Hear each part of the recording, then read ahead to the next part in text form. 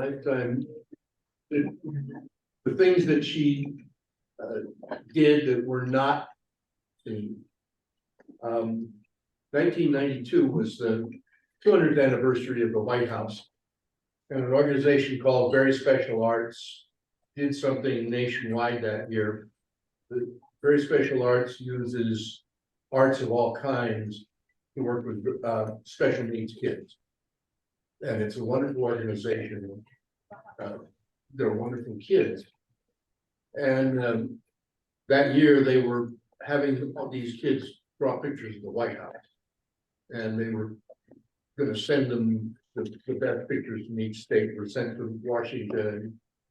Barbara Bush, who was First Lady at the time, was going to have them displayed in the White House.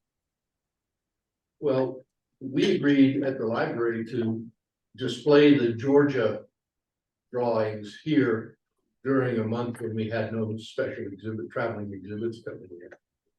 And I sent a note over to Mrs. Carter telling her about this and asking if she would do something with them.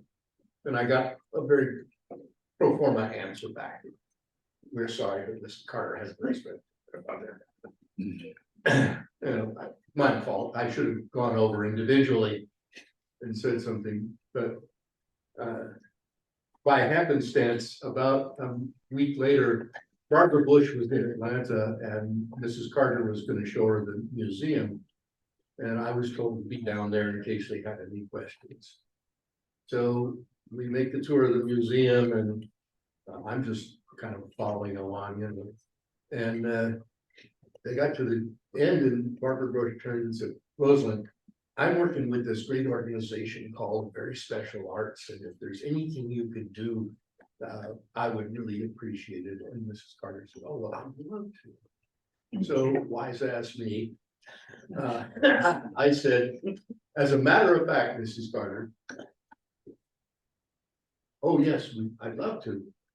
So we made arrangements for her to come over at 10 o'clock one morning and snip a ribbon so we could open the exhibit. And it's a very busy morning for her. She only has 15 minutes. Don't try and do that.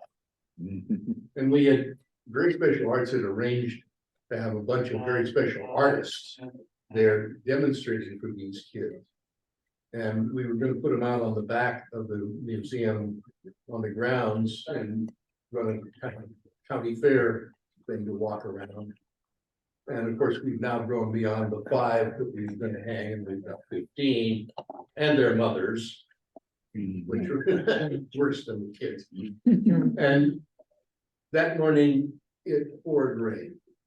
I mean, a deluge like you wouldn't believe. And at 8 o'clock, Mrs. Carter called me and said, what are you going to do with all those kids? And I said, well, we're moving them inside.